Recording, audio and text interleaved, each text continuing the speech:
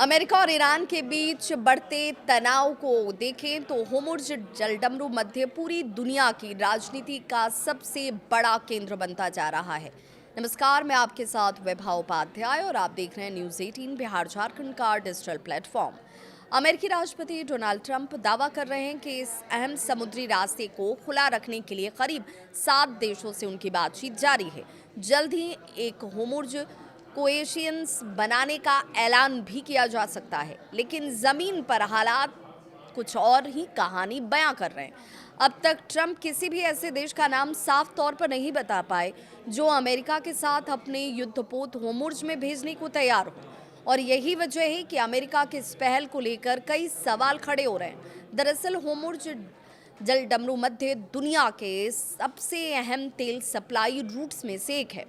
खाड़ी देशों से निकलने वाला बड़ा हिस्सा इसी रास्ते से होकर एशिया और यूरोप तक पहुंचता है।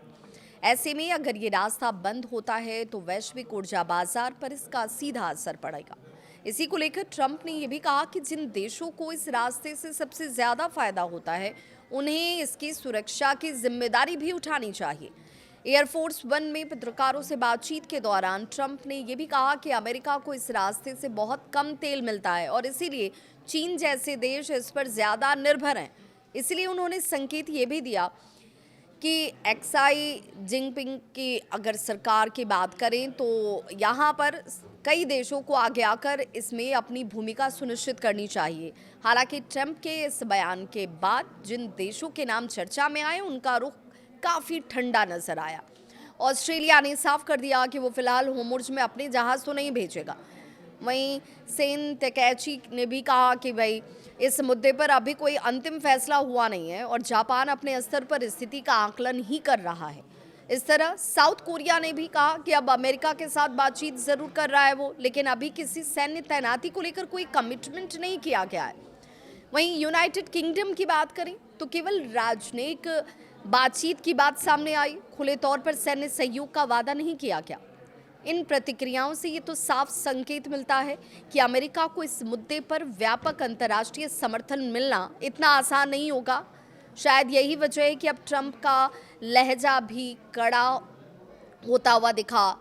रिपोर्ट्स कहती है कि ट्रंप ने नेटो को भी चेतावनी दे दी और अगर सहयोगी देश होर्मुज़ जलडमरू मध्य को खुला रखने में मदद नहीं करेंगे तो इसका असर नाटो के भविष्य पर पड़ सकता है।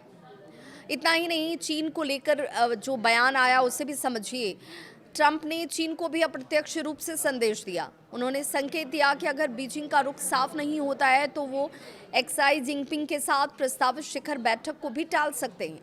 कुल मिलाकर होर्मुज़ को लेकर अमेरिका की रणनीति अभी भी अनिश्चितताओं से घिरी हुई है।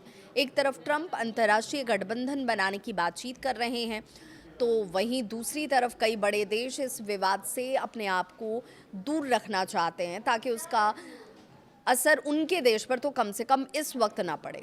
ऐसे में सवाल यही है कि क्या अमेरिका सच में होर्मुज़ क्रोएशियंस बना पाएगा या फिर इस मुद्दे पर वो कूटनीतिक तौर पर अकेला ही रह जाएगा। इस खबर पर आपकी क्या है राय, ज़रूर साझा करें।